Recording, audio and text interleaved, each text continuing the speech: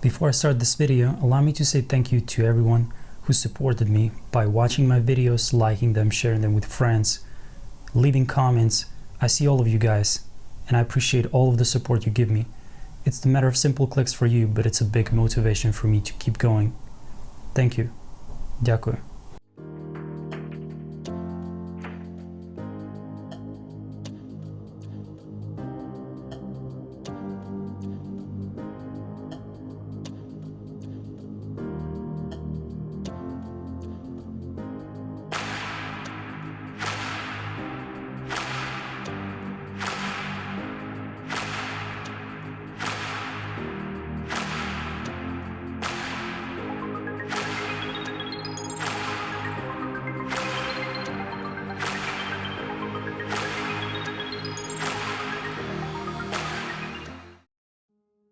Before I tell you more about this camera, a little disclaimer. I bought it with my own money, so all of the opinions in this video are my own.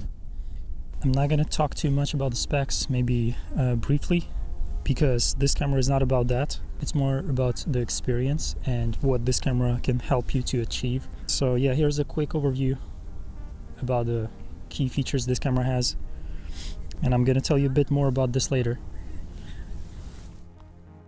Cameras made by companies. Companies consist of people. People have ideologies. And like any other cameras, GR3 has its own ideology. As long as you understand it, you're gonna be fine with all of the shortcomings this camera has.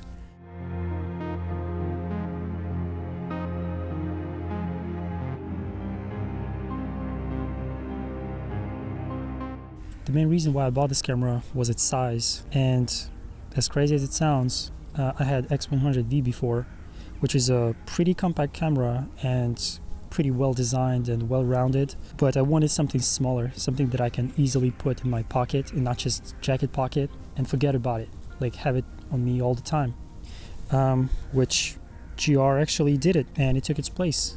X100V is so nice, and I wish this had some of the features that X100V has, but at the same time this camera has something that X100V doesn't.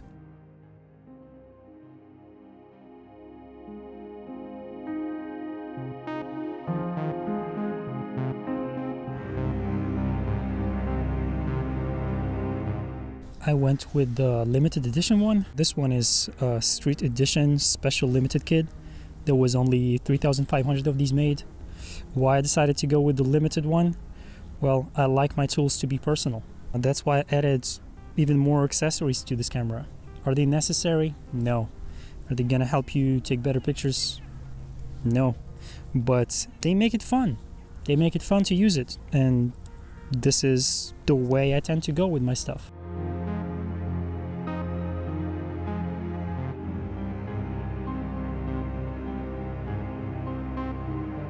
You don't have to look for the same exact kit. You can buy a Street Edition camera, which is gonna be exactly the same looking camera.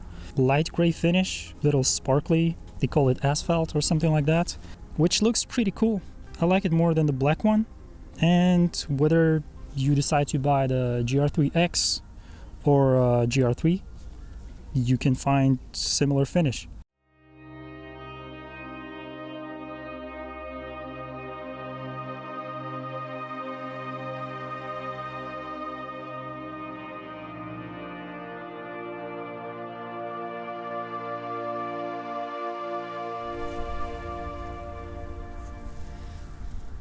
As I said before, I bought this camera because of its size, but I didn't say why I need such a small camera. I mainly shoot street and documentary, so this camera being so discreet and tiny opens up so many possibilities for me to take a good shot. It literally lets me come close to people without them even noticing me. Take pictures that I cannot take with my bigger cameras. I shot X100F for 2 years exclusively, and X100V for 1 more year after that. And I'm so used to 35 that literally getting 28 was such a learning curve to me. But honestly, it's so refreshing. This 28mm lens is so sharp, and combined with image stabilizer, This is just crazy how they managed to pack everything in. You're literally paying for this lens only. To buy such a sharp 28mm lens on its own, it's probably gonna be more than, I don't know, 600 bucks? 800? Is so good in terms of low light performance. You don't even expect it to be that good. But hey, enough talking. Let me show you how I use it on the street. Well, who am I kidding? We're gonna talk a little bit more. So a little disclaimer for this part is that I have a bigger rig than usual while filming this. And this is actually my first time filming something like this. So there's a bit of a pressure to make a masterpiece in these circumstances, so don't judge me too hard on this one. I just wanted to give you a general idea how is it like to use this camera on a day-to-day basis.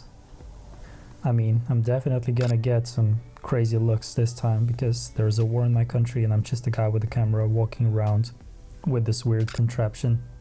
But on a regular day, it's gonna be small, discreet, and nobody's gonna notice you're using this camera unless you want them to.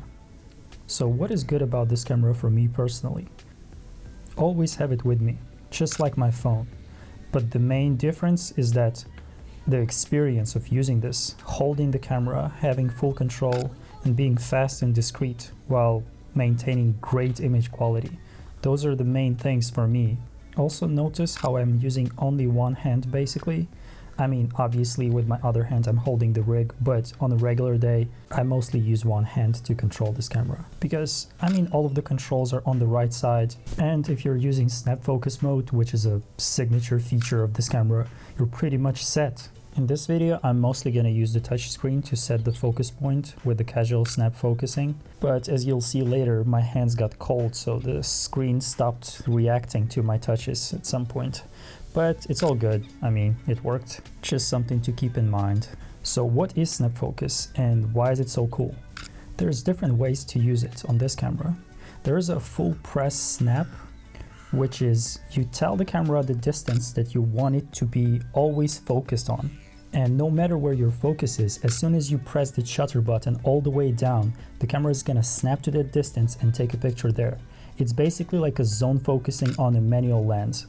The distances you can preset are 1 meter, 1.5, 2, 2.5, 3, 3.5, 5 meters, and infinity. But keep in mind, you have to update your firmware to have all of those distances because not all of them were there from the beginning. And talking about the firmwares, Ricoh's been really consistent by updating GR3 and GR3X. I believe there's been 10 firmware updates since the beginning, and there is a new one that I just saw literally while recording this, the 171, I believe, which says that they updated the stability of the shake reduction system, which is pretty sick. But coming back to the snap focusing, it could get really geeky sometimes. Like, for example, they added a feature called snap distance priority, which basically puts you in a snap mode, and then you decide how much stuff you want to be in focus. Camera decides what shutter speed and what aperture you're gonna use for that. But anyway, all you need to know, this camera is highly customizable. There's a bunch of stuff you can mess around with, or you can make it super simple and don't even think about it. Another thing is that Wi-Fi and Bluetooth are really good and reliable. They connect your device fast and stay connected without losing it. Also, you can send full-size DNGs straight to your device, which is convenient for somebody who's editing a lot on the go.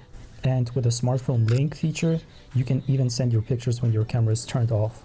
Something that I really like to use when I'm on the go is RAW converter. If you're familiar with one on Fuji's, it's pretty much the same thing with more or less control in some cases. Regardless how you're gonna set up your camera for quick shooting or full manual control, it has all of the necessary and unnecessary features for you to experiment with. There are also color profiles built in camera, which are, I really want to call them film simulations because I'm coming from Fuji.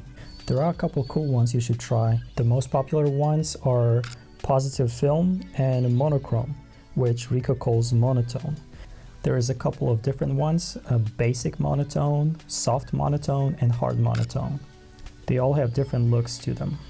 And lately they also added negative film, which is pretty sick, I would say, because coming from Fuji, we're kind of spoiled with a bunch of film simulations, but on Ricoh it was mostly positive film for many of us. So it's pretty cool that they're still adding something that big to the camera that came out in 2019. And if you're familiar with Fuji X Weekly's recipes app, there is one for Ricoh as well. So there is something for you to try there and experiment with some different looks. Some people gonna argue that this camera has bad autofocus, and I'm not gonna deny it, but you're not buying this camera for speedy autofocus. And if you are, you're not gonna be happy with it. I suggest you look somewhere else, because this camera is about snap focus and its size. Come on, how many cameras of this size with APS-C size sensor with image stabilizer do you know have really fast autofocus? There's literally none. All of them are either cropped even more or they have bigger bodies. That's not an argument. Autofocus has face detection and contrast detection. I mean, it can register faces. I think it's good enough for everyday carry. As I said, the sensor is APS-C sized. It's 24 megapixels. Images look crisp and sharp, and it has plenty of resolution for you to even crop a little bit. It has crop modes for 35 and 50 millimeters, so you can even do that for social media and nobody's gonna notice that. And at the same time, if you want to print your pictures, just shoot at full resolution. It's gonna be enough for most of the prints. Another useful feature that I low-key forgot to use during this segment is ND filter. It's not as good as in X100V, but it is on par with X100F and all of them before. And it's not electronic, it's an actual physical filter, so image quality is not going to be an issue here. Another thing that I really like, and I wish it was on more cameras, is highlight weighted metering. This can come useful when you're shooting in a bright sunlight and you don't want to overexpose your highlights. But I suggest shooting in DNG when you're using this mode. You will have more control over your picture. The battery just died, but I saw this guy standing right there. I really wanted to take that shot, so I tried to squeeze a little bit more from the camera. So I clicked turn on right when I came close to him, got my shot, and it turned off again, which is crazy. Talking about more features that we lost in the transition to mirrorless is multi-exposure baked in camera. This camera cooks 14-bit DNG multi-exposure shots. It's not like you have to do anything with those pictures. You just take multi-exposure in the camera and it gives you one DNG file if you want it. Oh, and don't forget about the macro. Macro on this camera is also phenomenal. It's like reminding me of X100 when you need to click a button for it to start the macro mode, but you can get really close to your subject and even get some background blur. And if you put 21mm adapter on this camera, you can literally touch your subject with your lens. I don't know if you want to do that actually.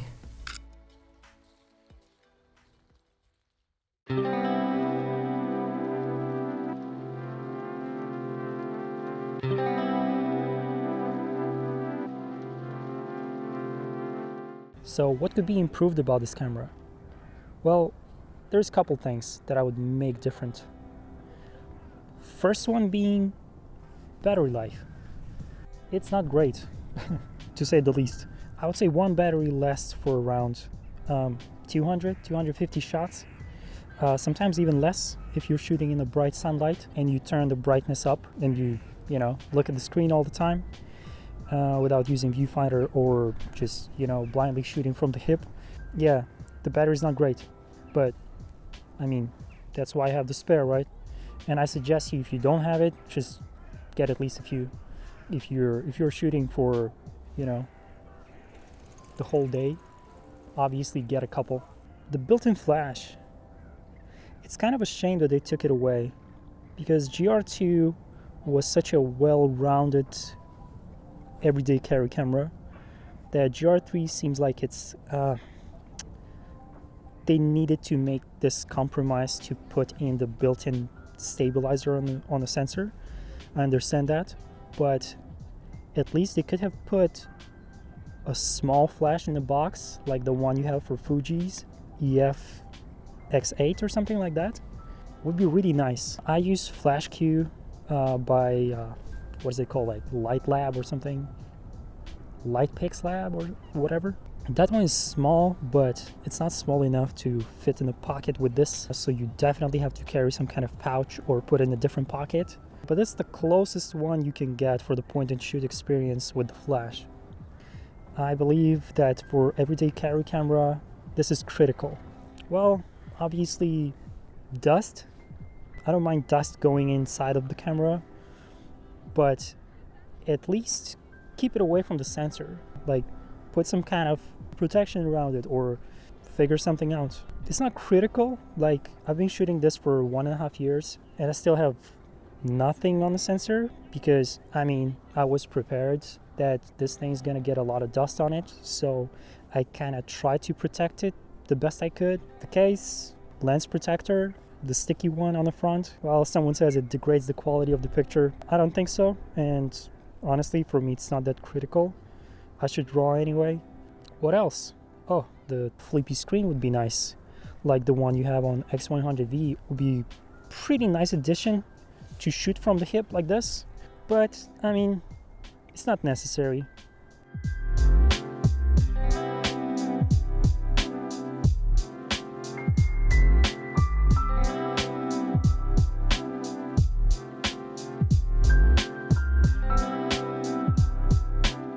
Forgot to tell you one more thing about it. It shoots beautiful black and white pictures. If you're into black and white, definitely get this one just for that. Put in the black and white mode and just use it as a dedicated black and white camera. This thing is so sick. It has super contrasty Murayama inspired black and white. Monochrome profile is also pretty sick. And if you don't like any of those, damn, just shoot DNG and do whatever you want with the picture later.